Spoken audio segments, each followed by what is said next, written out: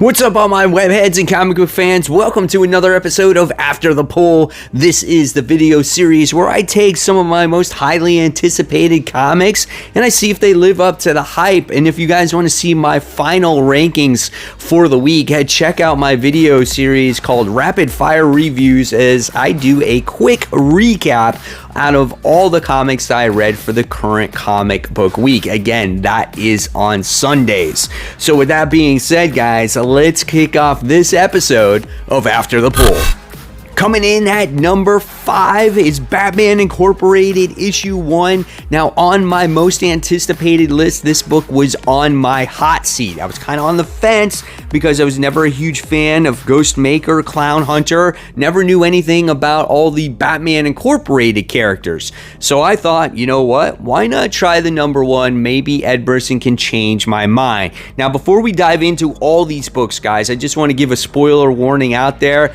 This After the Pull series does contain full spoilers, so if you have not read your books yet, go back and read them or not. You know, this series is to help you decide if you want to read these books if you have not gone to the shop yet. So, okay, Batman Incorporated. So here we go. Now, what this story had to offer was pretty good artwork. I love the visuals in this book. It actually looked nice.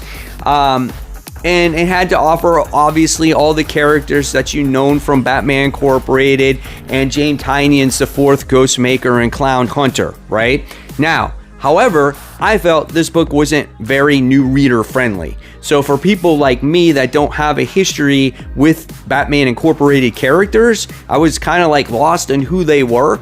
And if there was a character that I could relate to or attract myself to keep going with this book. Unfortunately, there was no character out there that just stood out. And the character I did know with Ghostmaker, he had no freaking personality. Clown Hunter didn't do anything.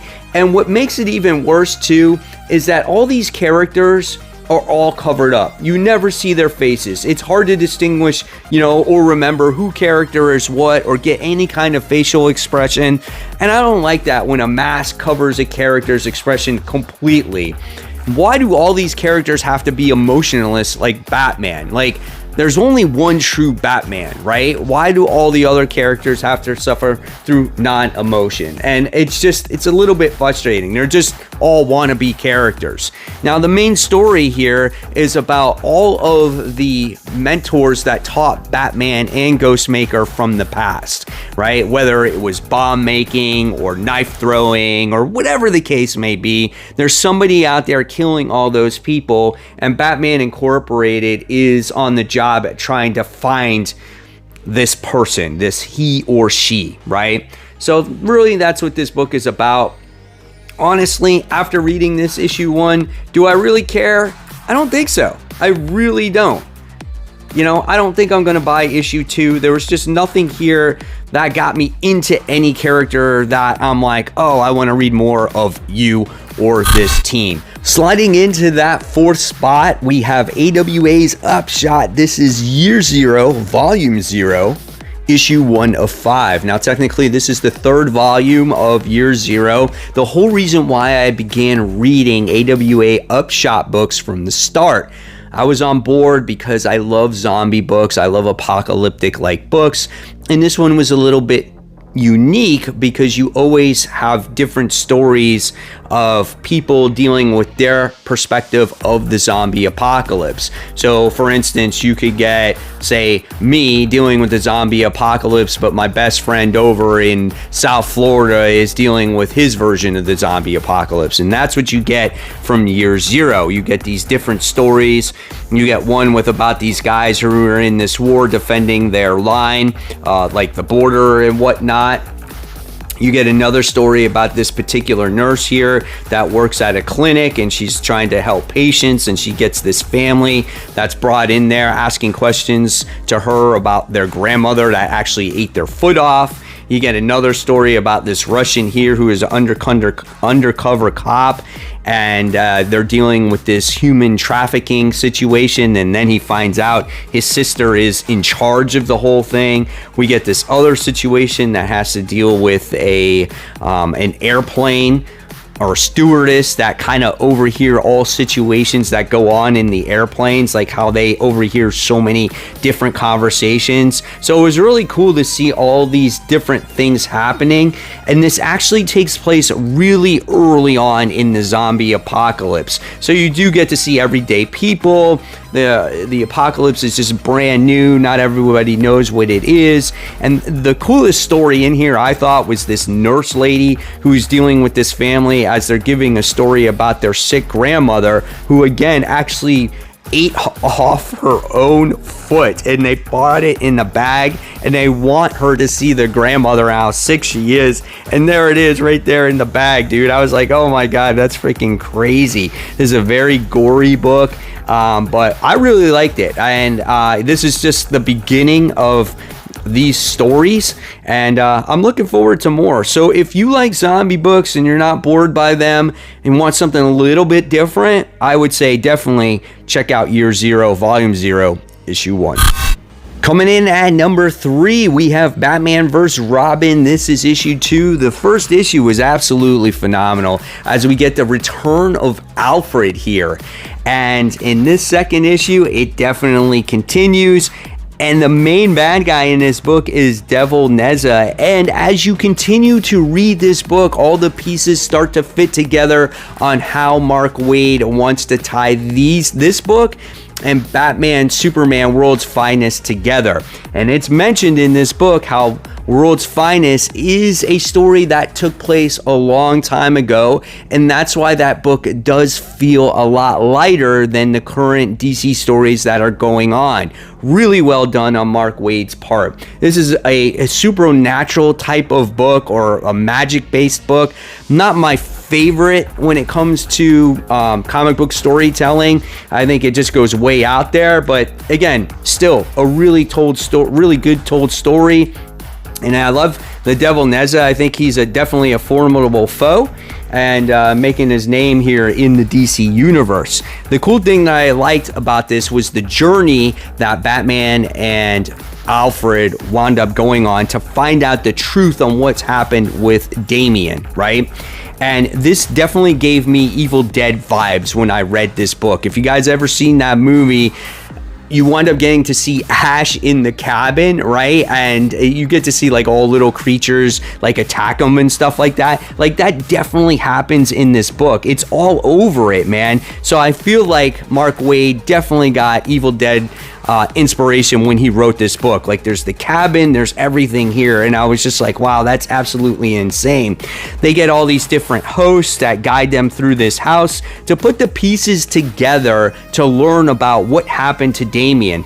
The cool thing is that Batman got to learn about the Lazarus Island, about how Damian fought there for his survival. They learned about the origin story of the Lazarus Goo and the Lazarus Monster, which I thought was kind of cool. But the biggest thing that you found out in this book, how it ties everything together, was when Damian was on this Lazarus Island and he comes across the door, and this is the door that held Devil Neza.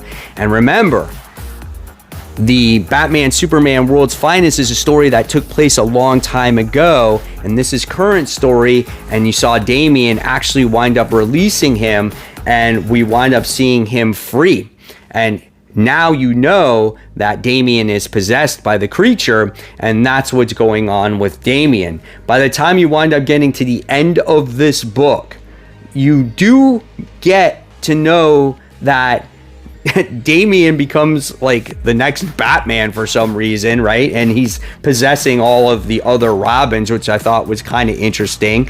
And the other big thing was that it looks like Alfred is alive or brought back from the dead from Devil Neza, but he's possessed by the devil because you get to see his shadow on the bottom of the ground or whatever it is. So yeah, really, really good story. I mean, the more I look over it and talk about it, it's just a well-told story, very well put together between Batman and Superman's World's Finest and this one. So I think if you have read Batman Superman's World's Finest, you need to definitely read Batman vs. Robin, as it, again, ties in so well. Coming in at number 2, we have Chicken Devils issue 1. Now, the one thing I can recommend to you before you buy this issue is I would read volume 1. So find it in trade first, read that, and then read this issue. I think the last one was only 4 or 5 issues, and this just reminds me a lot of Breaking Bad in so many ways, right? There's a lot of drug deals going on. There's a lot of snowballing action going on. There's a lot of confessions to the wife that knows what her husband has done. It's a lot of that stuff that happens. It's a chicken joint, right? Just like in Breaking Bad, where this guy's a chicken owner. It's so insane. So let's talk about this book, though, and what happens in this issue. So we get Mitchell Moss, which is the main character here. He's the guy that just went on this crazy bloodlust of just killing everybody because he thought his family was killed. His partner did him dirty as he was hiding heroin in his chicken warehouse, and it wound up blowing up, and they wound up getting shorted drugs, and his partner wound up getting killed. And again, it just was this big thing. So they try to catch you up a little bit on here to remind you of what happened in the book. But check out this artwork. It's absolutely awesome, right? And we get this detective. These detectives are actually covering for him, so Mitchell won't actually do jail time. You know, he kind of came up with a cover-up story, and he's free to go. So these detectives kind of remind me of like Mike from Breaking Bad, the guy that takes care of all the dirty stuff, right? So now what's going on is, now that the story has been changed, we wind up getting to see these bikers and these Russians doing battle against each other, which is absolutely hysterical. Then you get introduced once again to the family aspect of the book, which also makes it good, because Mitchell's just your normal, also everyday Joe Schmo, and he's trying to recover his normal family life after everything that has happened. And he's kind of pretending like nothing has happened, even after he's like pointed a gun at his family because he thought people were in his house and things like that. And he's also hiding the story from his family, like the true truth. So what happens is Mitchell starts being kind of careless about everything because he is told not to tell anybody about the story, not even his family. And he starts telling his wife what has happened. And not only is he's not supposed to tell him, he actually tells his wife in a freaking furniture store, which I thought was the funniest thing out of all. They're like in this furniture place or like Walmart or something like that, and she's like doesn't even believe him because she feels like he doesn't have the balls to do that stuff. So again, there's that Breaking Bad, it's like Walter White. Like, you would never expect Walter to go out there and sell meth and be this drug lord. Well, it's just like Mitchell Moss, him not being this whole murderer type of person, right, to do all these crazy things. So as him and his family leave that furniture store, there's this guy that they kind of framed when they were putting that fake story together or whatnot, and he's like, I'm gonna come after your family if you fucking say my name again. And then what happens is he winds up fucking killing the guy, and he's in his freaking van and whatnot. Dude, this book is so insane, dude. I love this book. It's so good. And then he pulls out his wife and he goes, see, you didn't believe me, but now you believe me. I'm the man that killed all these people, right? Say my name. It's so funny, dude. I love this book. And now it's called Chicken Devils because what happens is these detectives that did this cover-up story for him want to actually be a chicken devil with him. So now you're going to have 3 of them running around. Where this thing goes, I don't know, man. But this was a phenomenal read. Definitely something a little bit outside of the box. Yes, it does have that Breaking Bad vibe to it. But it's just entertaining. It's humorous at the same time, especially with the children in this book. So yeah, if you've never read Chicken Devil, go buy that first trade, like I said, and then pick up issue 1. If you have read the first volume of it, go ahead, guys. This one is out. Hopefully you'll be able to pick it up at your shop.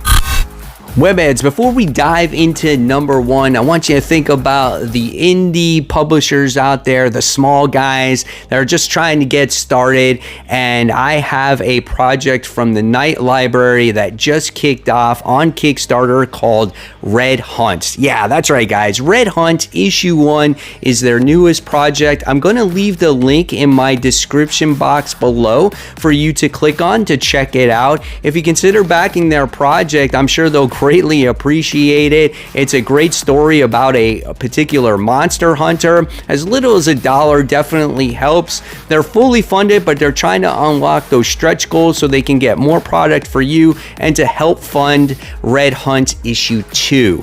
So again, guys, go ahead and check out the Kickstarter project, Red Hunt Issue 1 by the Night Library. So the book that takes the top spot as of right now goes to Do a Powerbomb Issue 5. Guys, I don't know if this book can be beat. Let me tell you, this was the best issue of the series that I have read so far. If you want to talk about action, if you want to talk about feeling like you're part of a comic book, Do a Powerbomb is it. Daniel Warren Johnson is probably one of the best writers right now. You want to talk about a comic book that makes you feel for its characters, unlike Batman Incorporated. This is the book. I mean, this was it. In this issue, you wind up getting to see the final match in the wrestling tournament. This tournament is real. It's die, live, whatever. But at stake is somebody important in these people's lives that are going to be brought back to life. That's what happens here. Okay? Now, in the beginning of this book, we wind up seeing the wrestlers that Sun and Steel are going to be going against, and you get to see their family members pass away. So obviously this tournament is about bringing back again somebody from the dead to be back in their life once again. Now we come across that this match is like a ladder match. You can pin anybody at any place, anytime, no disqualification. And we get to see our wrestlers here gear up for this wrestling match. And from the third page, this book is balls to the walls. It does not stop. Again, I mentioned all those sound effects in here, and it brings you into that wrestling match. And this match is brutal. You get to see everything from our heroes launching themselves off of ladders, hitting their backs on freaking tables, freaking getting their backs smashed against light bulbs. I mean, everything and anything that is in a wrestling match, you get to see it here. And it was so entertaining, and you truly did not know who was going to win or who was going to lose in this match, right? And just as our heroes, Sun and Steel, get the upper advantage in this match, just when you think that they're going to win, there's this brutal revelation, right? And as the reader of this story, you knew the secret here. And like I said, this is a spoiler review. You knew that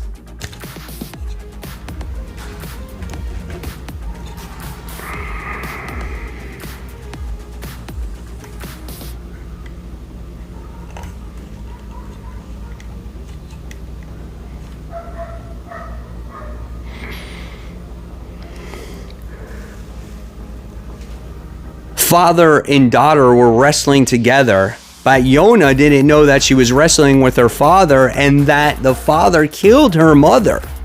So as this match actually continues and they're about to win, we get to see a desperate attempt as the enemy is ripping off his mask and trying to gouge out his eyes, and she realizes that she sees her dad for the first time, and she cannot believe that this was the wrestler that killed her mom in the ring, and she is stunned, and she gets surprised and gets shattered in the back by the light bulb.